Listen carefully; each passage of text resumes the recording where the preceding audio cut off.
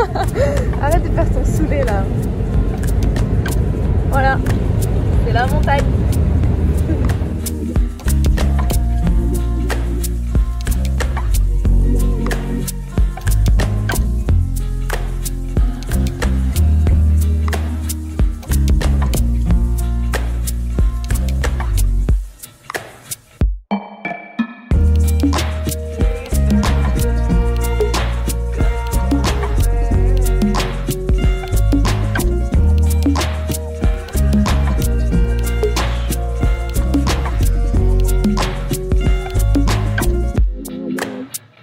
Bonjour, bienvenue dans un nouveau vlog. Aujourd'hui nous sommes mardi, voilà, j'ai pas pu vous prendre avant. J'ai monsieur qui vient passer. Il s'ennuie. Oula, voilà, j'ai shooté dans le trépied. Il s'ennuie en fait. Ce pauvre petit. Et donc je vous ai dit, j'ai pas pu vous reprendre. Avec le focus c'est mieux. J'ai pas pu vous reprendre plus tôt, mais vous avez vu, nous sommes rentrés sur Limoges. Il y avait quand même pas mal de neige le vendredi. Tout est tombé en fait à partir de 15 h. Et c'est vrai que ça a fait un contraste assez saisissant. Nous sommes partis du coup de Bordeaux et il faisait grand soleil. Je crois qu'il faisait 10 degrés, mais un petit peu moins. Mais bon, quand même, il y avait un gros contraste. 2h30 après, bam, on s'est retrouvés en plein milieu de la neige. Ça a tenu quand même hein, jusqu'à samedi midi, après c'est tout parti, tout fondu avec le soleil. Mais c'est vrai que c'était assez marrant voilà, de voir le petit contraste entre le soleil et 2h30 après. T'as l'impression que t'es à la montagne, surtout un 1er avril hein, franchement. Mais bon, c'était quand même un week-end très chouette. Donc vous vous en doutez, j'ai pas non plus énormément lu. Je vais vous faire un petit update lecture, mais avant ça j'ai quand même pas mal de réceptions à vous montrer. Enfin pas mal. Je ne reçois pas 15 000 colis par semaine, enfin par jour comme certaines, et franchement tant mieux pour elles hein. Mais moi j'avoue que bon, je reçois pas non plus énormément de services presse et tout. Mais un service presse d'une maison d'édition qui s'appelle donc les éditions d'Avalon. Océane des éditions d'Avalon m'a demandé si je souhaitais recevoir ce roman et le pitch me tentait vraiment beaucoup, mais je connaissais pas du tout l'autrice et je me suis dit qu'est-ce que ça peut donner franchement. Donc voilà, j'ai un peu hésité. Après j'ai regardé sur Babelio, il y avait quand même pas mal d'avis super positifs et j'avoue que bon bah en tant qu'influencée voilà. Je me suis dit quand même que il me tentait bien, donc je vais le lire pas tout de suite je pense, au mois de mai ou juin, je sais pas encore. Désolée, je suis en train de l'ouvrir en même temps de vous parler, c'est pas franchement ouf. Il s'agit, vous l'avez peut-être vu passer sur le vlog de Sophie du café et des livres. Il s'agit de La petite chèvre qui rêvait de prix littéraire, donc aux éditions d'Avalon. Je vais vous lire tout de suite le résumé, il est tout court. Elle a 25 ans et tout pour être heureuse. Après des études brillantes, elle a intégré la direction marketing d'un grand groupe international et vient d'emménager dans le studio de ses rêves. Pour que son bonheur soit parfait, il lui reste 2 choses à accomplir. Trouver l'amour et se mettre à écrire. Il a 50 ans, c'est un écrivain confirmé. Pour son nouvel opus, mi-tendre, mi-ironique, il souhaite rester anonyme. Et si l'une était le personnage inventé par l'autre. Je trouvais que voilà, le pitch avait l'air quand même assez sympathique. Oh, j'ai un petit marque-page. C'est je pense les autres romans de l'autrice. Ce que je sais d'elle, et en verso du coup nous avons Cannibal Blues. Donc voilà, un petit roman tout court qui je pense va se lire très vite. Mais je trouvais que le pitch avait l'air intéressant voilà, d'avoir 2 générations aussi de personnages qui bon, bah, ne se ressemblent pas vraiment mais qui ont un but en commun. Voilà, je trouvais que c'était assez sympathique comme pitch. Ah mais j'ai 2 marque-pages en fait. Je découvre des trucs. Bon, j'ai un autre marque-page. Voilà. Et cette fois-ci c'est le marque-page du livre. Ça c'est parfait ça. Ah, Auguste a trouvé les marque-pages à son goût également. Et pépép, et pépép, et pépép. Ce qui est cool aussi c'est que du coup j'ai une petite interview de l'autrice. Je vais me réserver tout ça pour la lecture du roman, donc comme je vous ai dit au mois de mai-juin, je sais pas encore quand précisément. Merci beaucoup aux éditions d'Avalon pour l'envoi de ce livre. Je pense que je vais en faire qu'une bouchée. Voilà. Donc ça c'était pour ma réception et donc j'ai reçu également vendredi dernier, je me suis empressée de l'ouvrir mais après on est parti donc j'ai pas pu vous montrer. C'est un livre cette fois-ci que j'ai acheté, hein, donc c'est pas du tout une réception. Il s'agit donc de La fille, mais vraiment j'ai un problème aujourd'hui. La fille aux fleurs dans les yeux de Cindy Giacomo, qui est donc un livre en auto-édition. Je vous en avais déjà parlé dans ma vidéo sur les sorties littéraires du mois de mars. C'est voilà, un livre qui me tentait beaucoup parce que on suivait, c'est quand même une romance où on suivait une jeune artiste qui s'appelle Gloria et qui est végane, donc qui est fervente défenseur des animaux, oui, défenseur c'est français. On la suit avec Auguste qui est donc une personne qu'elle a rencontrée visiblement suite au fait qu'elle renverse un chat sur la route. C'est un vieux monsieur au béret vert se nommant Auguste qui la récupère au milieu des vignes et ils vont du coup organiser une corrida, une immense corrida. Cette corrida visiblement va forcément pas être au goût de tout le monde et Hermété, qui est donc le matador le plus connu du pays, se voit blessé à cause du coup du plan majestueux d'Auguste et de Gloria. Voilà, le pitch me tentait beaucoup et je devais me le procurer. En tout cas voilà, l'autrice m'avait proposé un service presse en version e-book,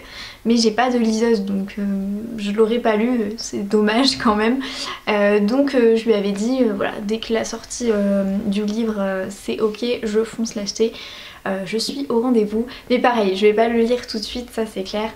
Je pense qu'en fait ça se lit un petit peu quand il fait beau.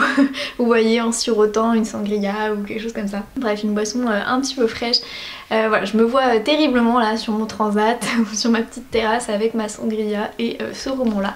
Il a l'air d'être vraiment chouette. Voilà. Et honnêtement, les romans à chaque fois auto-édités, parce que j'en ai un autre aussi dans ma palle qui est auto-édité, ils sont super lourds je trouve. Je sais pas si c'est l'impression qui fait ça ou vraiment je sais pas, le papier, il est super lourd quoi. Donc j'ai commandé sur Amazon. Pour les romans auto-édités, c'est vraiment la plateforme qui les aide en fait, donc voilà.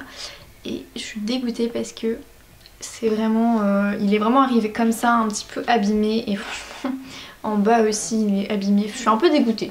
Donc voilà pour ça, pour mes deux petits nouveaux dans ma palle. Et ensuite j'ai terminé, avant de vous faire un autre book haul, j'ai terminé Les cendres sous les coquelicots de Karine Pitoki. J'ai terminé ce matin et franchement c'était une super lecture. Je suis trop contente d'avoir découvert cette saga, oui. J'allais dire découvert ce tome, mais non pas du tout. Faut que je me réveille. Découvert cette saga, vraiment je trouve que les personnages sont hyper attachants. Alors je vous avais dit dans le vlog précédent, effectivement la première, les 180 premières pages, franchement c'est difficile de resituer les personnages, resituer les... même de se souvenir en fait des relations entre les personnages et ce qui s'est vraiment passé dans le tome 1. Enfin c'est vraiment compliqué hein. Au début les 180 premières pages sont assez difficiles, il faut se remettre dans le bain et tout. Mais après en fait tout prend sens et on va de révélation en rebondissement et c'est dynamique. On a quand même on suit beaucoup d'histoires hein, différentes. Donc effectivement tous les personnages ne sont pas, j'allais dire, représentés équitablement. Forcément on a des personnages principaux, donc à savoir Lady Julia Ashford, Lady Emily, Archie qui est donc avec Emily. On a aussi Will Murphy qui est donc le bandit dans le premier tome qui forcément s'éprend de Julia et je vous raconterai pas la suite, mais voilà. Ensuite on a également un contexte historique très fort qui est donc la première guerre mondiale, donc de 14-18, et là encore une fois il se passe énormément de choses. On est à la fois en Angleterre, à la fois en France, à la fois en Russie. On voyage en fait avec les personnages et on suit un petit peu leurs aventures, oui, dans un contexte de guerre. Et franchement, il y a des passages qui sont vraiment bouleversants, vraiment bouleversants. En fait, elle a Karine Pitoki a vraiment réussi à retranscrire des passages, voilà, des passages forts, des passages douloureux sur notamment l'horreur des tranchées, et elle a cette manière en fait de créer des émotions qui sont je pense propres à sa plume. Et en fait les personnages sont tellement attachants que le contexte en plus qui les prend, on n'a juste pas envie de les quitter, on n'a juste pas envie voilà, que ça s'arrête quoi. Et j'aime beaucoup, voilà, j'ai adoré, ça a été un coup de cœur je pense, parce que franchement je vous dis, à partir de la 200e page, ça y est, le page turner est là, on tourne les pages sans s'en rendre compte, et on a vraiment envie en fait de connaître la suite des aventures de chaque personnage. On s'attache forcément à certains personnages, hein, parce qu'il y a tellement de personnages, il y a une multitude de personnages que forcément on s'attache plus à l'un qu'à l'autre. Mais dans l'ensemble, je trouve que le tout reste cohérent, et elle a vraiment réussi en fait, ouais, à rendre un roman avec plein d'histoires et plein de sujets, parce qu'elle aborde énormément de sujets quand même, hein. Il n'y a pas juste la Première Guerre mondiale, il y a les conventions, il y a notamment forcément quand les Américains débarquent en 1918 si je me trompe pas, il y a la différence en fait de couleur de peau déjà dans leur pays, il y a les différences culturelles, notamment on a également la révolution russe en 1917, donc on a quand même beaucoup de sujets qui sont abordés. Et voilà, au début je me suis dit attention danger, il y a beaucoup de sujets, ça va peut-être rendre le tout incohérent, mais finalement non, en fait ça passe limite comme une lettre à la poste, c'est parfait, c'est bien dosé en fait, c'est justement bien dosé, je sais pas si c'est français, c'est dosé de manière très juste, et ouais, l'ensemble est addictif et cohérent, rend les personnages attachants, et voilà. À quand le tome 3, j'ai envie de vous dire, parce que franchement j'ai adoré, gros coup de cœur, gros coup de cœur vraiment. Je vous jure qu'à la fin je me suis dit mais non, puis en fait vraiment je suis passée par toutes les émotions possibles dans ce roman. Et c'était vraiment chouette. Donc merci à Karine Pitoki d'avoir écrit cette saga. Je sais qu'il y a 4 tomes, il me semble avoir vu l'info passer. Et je pense que le 3e tome du coup sortira en septembre, car celui-ci sort en poche le 22 septembre. Voilà. Comme ça vous avez l'info. Le 22 septembre, si je ne me trompe pas, il sort en poche. Donc j'imagine que le 3e tome va sortir à peu près au même moment. Alors dans la lecture commune, c'est assez marrant parce que... oui, je l'ai fait en lecture commune, j'ai oublié de le préciser. C'est assez marrant parce qu'on peut pas s'empêcher forcément de comparer avec La Villa aux étoffes, qui est également une saga que j'affectionne. J'ai lu les 2 premiers tomes et forcément il y en avait... Enfin, oui, on peut pas s'empêcher de comparer La Villa aux étoffes et plus quand même du côté allemand, mais je trouve que dans La Plume d'Anne Jacobs, il y a un côté un peu plus sombre, voilà, un peu moins, j'ai envie de dire fleur bleue, mais c'est peut-être pas le terme adapté pour décrire du coup les cendres sous les coquelicots, mais dans Les cendres sous les coquelicots, même si le contexte en fait est difficile, et même si le décor rend quand même le roman bouleversant, on est quand même vachement centré sur les personnages et sur les histoires d'amour. Voilà, c'est quand même... Par rapport à La Villa aux étoffes, c'est différent. Voilà, à mon sens les deux se complètent du coup, et c'est différent. Voilà, les personnages sont différents. Dans La Villa aux étoffes, on suit un petit peu plus la relation en fait entre aussi les domestiques et donc cette famille de riches industriels, donc plutôt de bourgeois, alors que là Julia Ashford et Lady Emily sont plutôt de l'aristocratie anglaise, donc c'est un peu différent à mon sens, et même au niveau de la plume on est sur des styles quand même complètement différents. Donc voilà, c'est juste pour faire une petite parenthèse avec La Villa aux étoffes que j'aime beaucoup également. Maintenant du coup j'ai commencé, mais vraiment j'ai commencé Les Chemins de la Liberté de Lisa Wingate. C'est un livre que j'ai reçu, un roman que j'ai reçu dans le cadre du Grand Prix des lecteurs Pocket, donc 2022 dans la catégorie littérature étrangère. Je suis jurée cette année et donc j'ai décidé voilà, de lire ce livre. J'ai lu un chapitre, on est clairement directement plonger dans le bain. Évidemment je vous avais dit il me semble le résumé du coup dans le précédent vlog, mais nous sommes en Louisiane en 1875. On suit une jeune esclave. On est dans une plantation il me semble de coton. Voilà, plantation de coton.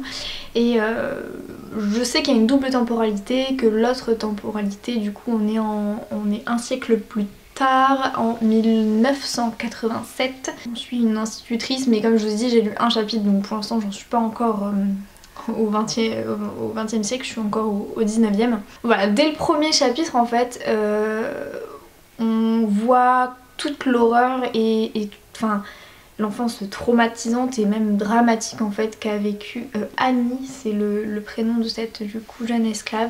En fait elle fait des flashbacks, c'est comme des rêves versus cauchemar, enfin rêve cauchemar avec des flashbacks de son enfance, des souvenirs de sa mère, enfin c'est quand même assez fort comme lecture, assez bouleversant et je vous dis voilà dès le premier chapitre on est plongé dedans. À la fin en fait aussi de chaque chapitre il y a un avis de recherche, ça s'intitule Amis perdus, c'est une sorte de rubrique en fait qu'il y a dans les journaux, enfin qu'il y avait parce que ça a vraiment existé, qu'il y avait dans les journaux de l'époque pour voilà, c'est des personnes qui écrivaient au journal, qui laissaient une petite chronique en disant voilà je recherche telle personne, toute information est bonne à prendre, enfin voilà, j'ai envie de retrouver en fait mon ami, mon frère, ma soeur, ma cousine, ma mère que j'ai perdu à cette époque là, etc. Ça rajoute en fait encore plus de réalisme au récit, même si attention je ne dis pas que c'est pas réel, mais ça nous plonge encore plus en fait dans ce climat et dans cette époque et avec aussi voilà, tout ce qui s'est passé. C'est lourd, voilà, c'est une lecture pour l'instant dès le premier chapitre qui est très lourde, très bouleversante. Du coup voilà pour ma lecture en cours et ma lecture de cette semaine.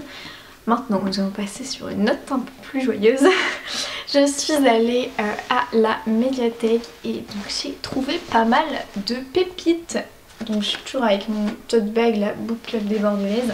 Très pratique ce tote bag. Alors j'ai trouvé 3 romans et 2 bandes dessinées. D'abord les bandes dessinées, il s'agit des bandes dessinées d'une saga que j'aime beaucoup qui s'appelle Château Bordeaux. Voilà, donc j'ai pris le tome 5 et le tome 6. Et donc comme je vous en ai déjà parlé il me semble de cette petite saga où on suit du coup Alexandra qui va reprendre l'exploitation vinicole familiale. Évidemment, il va y avoir plein de rebondissements, des ennemis, etc. Bref, c'est plutôt sympathique comme petite saga et je trouve que voilà, entre les gros romans ça coupe un petit peu et c'est plutôt chouette d'avoir des bandes dessinées voilà, de temps en temps. J'ai trouvé un Sophie Talmen, je n'ai jamais lu cette autrice, Là où le bonheur se respire, et en fait je l'ai vu à la librairie Mola, il vient de sortir il me semble au format poche et il me tentait beaucoup en fait et je suis contente de ne pas l'avoir acheté parce que comme ça je l'ai trouvé à la médiathèque. Et du coup on va suivre Lily qui est apprentie parfumeuse. Les parfums subliment la vie, ils nous construisent, nous éveillent et nous guident. Aussi quand sa petite sœur Clarisse est hospitalisée à la suite d'une grave chute de cheval, Lily fera tout pour stimuler ses sens et lui redonner le goût de vivre. Sa méthode, retourner sur l'île d'Ouessant, berceau de leur enfance, à la recherche des odeurs chères à Clarisse. À l'hôpital, seul Evan, externe en médecine, soutiendra son projet fou et un lien fort naîtra entre eux. Au fil du temps, les deux complices réaliseront que c'est leurs âmes blessées qu'ils cherchent à soigner, car prendre soin des autres, c'est aussi prendre soin de soi. Ça a l'air d'être un roman un peu feel good, j'ai un peu peur du développement personnel, mais cette autrice me tentait bien, donc parfait, je l'ai empruntée du coup. Elle est médecin, non ? Sophie Talmen, il me semble, hein. Elle est bretonne, ça c'est sûr, parce que l'île d'Ouessant, voilà. Je sais pas, il n'y a pas sa bio. Mais il me semble ouais, qu'elle est bretonne et qu'elle est médecin. Donc j'imagine que voilà, ces romans en fait doivent être extrêmement réalistes et qu'elle a mis voilà, énormément aussi peut-être de son expérience personnelle, sûrement même de son expérience personnelle dans ses romans. Voici l'autrice du coup. Et il est tout court, Alors je sais qu'en poche il est tout court. Il fait 277 pages, donc je me dis que ça va se lire rapidement. Voilà, je sais pas, j'avais envie d'un feel good et d'un bon, un bon vent de mer, de Bretagne. J'adore la Bretagne. Donc voilà, parfait. Ensuite j'ai pris un autre roman, mais vraiment je sais pas du tout quand est-ce que je vais caler tout ça. Hein. Mais bon, j'ai pris un roman qui est influencé par Eline du conte Mes livres de poche, L'hiver de Solveig. Je suis sûre que c'est elle qui en a parlé, je sais plus. De Reine Andrieux aux éditions Prélude. Et nous sommes sur un bon roman historique pour changer. Été 1940, dans la France occupée par les Allemands, les habitants sont contraints de donner gîte et couvert à l'ennemi. À Lignon, paisible bourg du Bordelais, les Lenoir, une famille de notables, doivent héberger Gunther. Passé sa répulsion première, Noémie, la jeune épouse, éprouve une violente attirance pour l'adjudant qui vit désormais sous leur toit. Printemps 1946, la guerre est terminée mais elle a laissé derrière elle son lot de malheurs et de nombreux déplacés. Parmi eux, une fillette retrouvée assise sur un banc dans un village non loin de Bordeaux.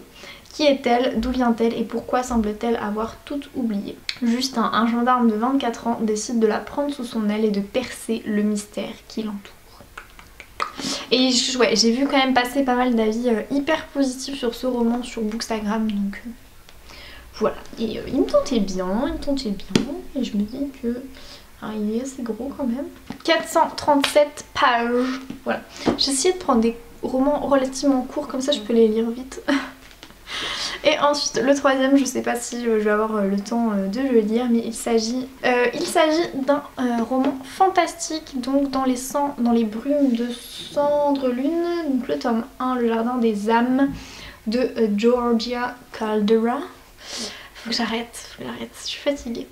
Dans le royaume de Cendrelune, les dieux épient les pensées des hommes et leur exécuteur, l'ombre, veille à condamner tous ceux qui nourriraient des envies de rébellion.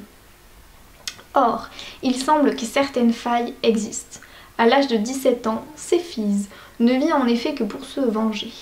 Depuis qu'on l'a amputée d'une partie d'elle-même et privée de sa famille, elle ne rêve plus que d'une chose, s'affranchir de la tyrannie du tout-puissant Orion, Dieu parmi les dieux. Et contre toute attente, il se pourrait qu'elle ne soit pas seule. C'est un peu à la Divergente.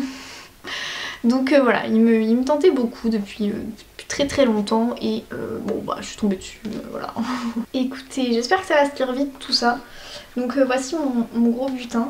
Donc les 3 romans plus mes 2 petites bandes dessinées, hop. Voilà, c'est bon, je suis parée là si j'ai le Covid. Je suis parée, s'il y a un confinement, je suis parée, bref.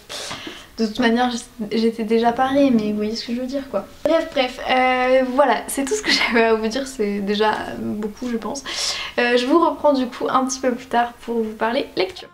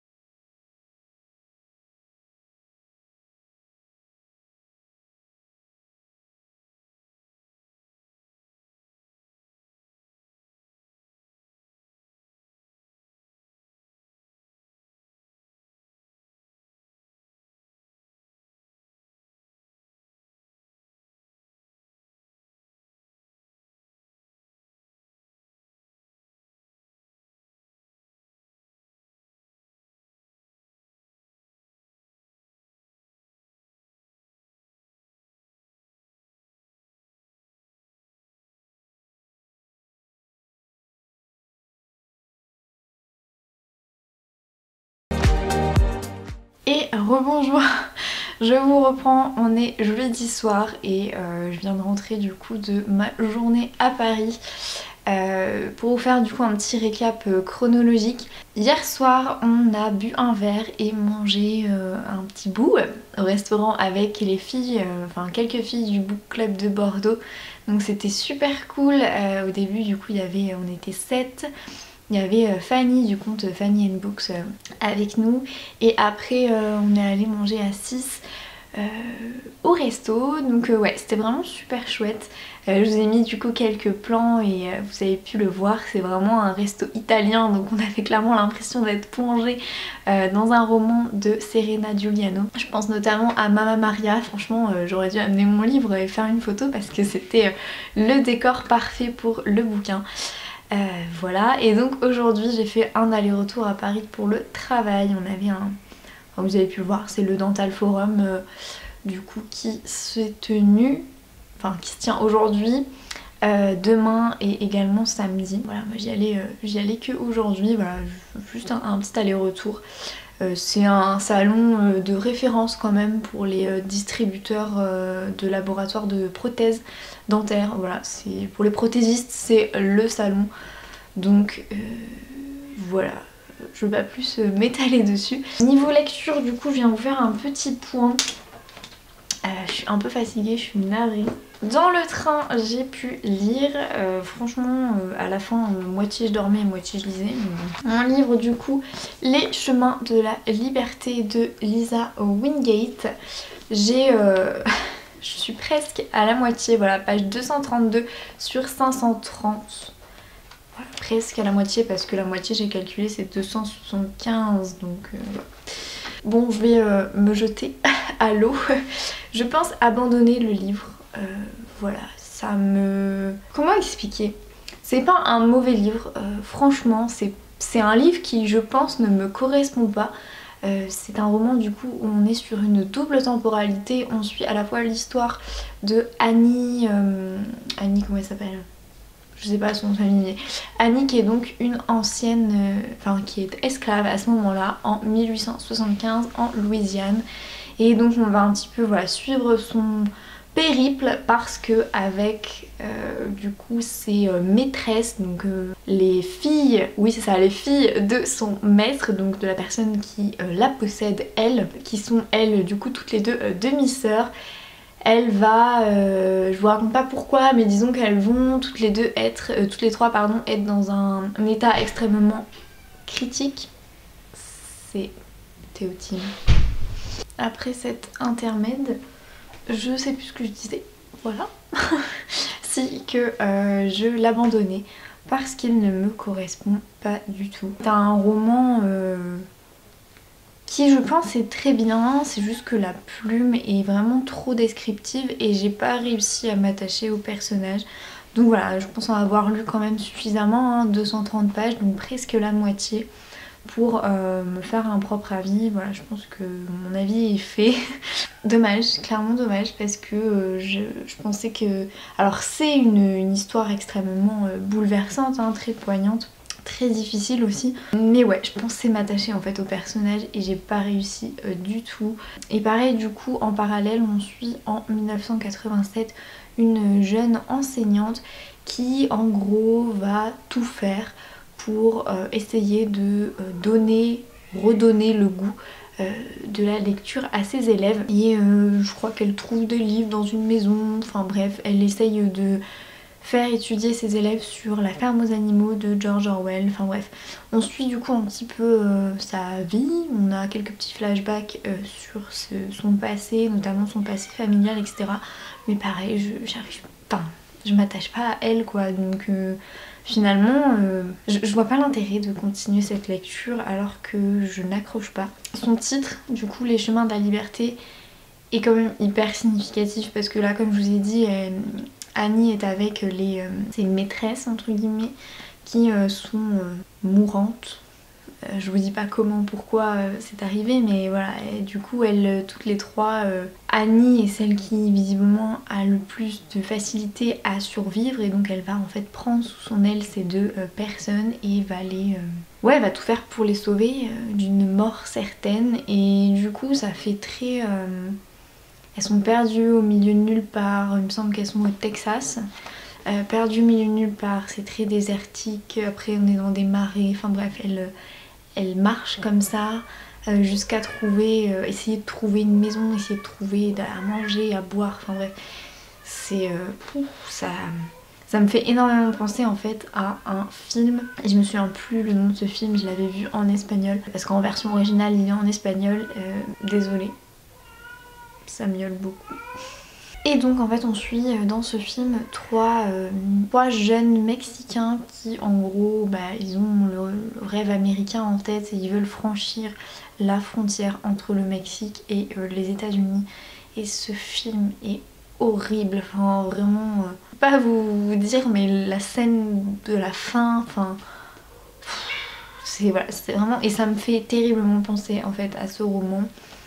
Du moins pour l'instant j'ai l'impression d'avoir un peu les mêmes scènes et tout, et juste je crois que j'ai juste pas envie non plus de lire ce genre de scènes. Alors non pas que je minimise ou que je ferme les yeux, ou c'est vraiment pas ça, c'est juste que ouais, il y a plein d'autres livres qui m'attendent, et comme j'accroche pas avec les personnages trop, même si évidemment ce qui leur arrive c'est bouleversant, etc. J'ai pas réellement d'attachement particulier, et pareil au niveau de la plume c'est trop descriptif et c'est trop lent. Elle te décrit tout, vraiment, tout. Enfin, elle va aux toilettes, puis ensuite elle fait ça, puis ensuite... On n'avance pas beaucoup, quoi. Donc, toutes ces raisons font que je vais, du coup, l'abandonner. Voilà. Mais bon... Encore une fois, hein, c'est vraiment une question peut-être de goût personnel, ou c'est vraiment... c'est pour des raisons personnelles que j'abandonne ce livre, donc peut-être que vous, il vous correspondra. Sincèrement, il est pas mauvais du tout. Donc voilà, c'est juste dommage pour lui et moi. Lui et moi, en fait, ça matche pas. Voilà, c'est tout. C'est pas le genre d'histoire qui me passionne, et c'est pas le genre d'histoire où je suis à fond dedans, quoi. Vous voyez ce que je veux dire? Je vais arrêter de me justifier. Je suis un peu déçue parce que je voulais aimer, du moins je voulais au moins terminer le roman, et je le terminerai pas. En tout cas, si c'est mon troisième du coup livre dans le cadre du Grand Prix des lecteurs Pocket, et clairement le premier pour l'instant parmi les trois c'est La Cité de l'Arme de Kate Moss, que j'ai adoré l'année dernière, que j'avais lu du coup en grand format. Celui-là du coup je vais le mettre en deuxième position, parce que comme je vous ai dit c'est juste je pense une question de correspondance. Voilà, il ne me correspond pas moi personnellement, mais il n'est pas mauvais encore une fois. Et en dernier hein, évidemment Le Voyage là, Carnet des silences, je sais pas quoi, ça c'était juste pas bien du tout. Donc je le mets en dernier. Les jugements de valeur, vous savez, je supporte pas ça, et dans le fabuleux Carnet Voyage des silences là, ça m'a... Donc je le mets en dernier pour l'instant, sachant qu'il reste encore je crois 5 livres à lire. Voilà. Du coup je suis en avance sur mon planning lecture pour ce mois d'avril, et je vais lire quelque chose que j'espère être un peu plus feel good, du moins à un autre registre. Je vous l'ai montré du coup Là où le bonheur se respire de Sophie Talmen, qui est sorti en format poche pardon, il n'y a pas très longtemps. Il fait 277 pages, donc voilà. Je vais me dégommer celui-là parce que j'ai besoin. Voilà. C'est tout pour moi. Du coup moi je vous reprends un peu plus tard pour faire un update lecture. Et rebonjour. Aujourd'hui, du soleil au moment où je filme. Aujourd'hui nous sommes vendredi, et je viens du coup clôturer ce vlog, oui. J'ai terminé hier, je vous montre rapidement, mais je pense pas épiloguer dessus, la bande dessinée Château Bordeaux, le tome 5. Je vais me mettre au tome 6 là rapidement. C'était super chouette, voilà, comme lecture, mais de toute façon je vous l'avais déjà dit que cette... Oh, il y a du vent, mais c'est horrible. Que cette saga est super cool. Désolée pour les bruits de chat aussi hein, tout le temps, mais vous savez que chez moi c'est un peu comment dire, l'auberge espagnole pour les chats. Voilà, bref, merci en tout cas de tous vos partages, de tous vos commentaires. Ça me fait énormément plaisir d'être de plus en plus nombreux sur cette chaîne YouTube. Voilà, merci beaucoup. Puis moi je vous dis du coup à dans une prochaine vidéo. Bye bye.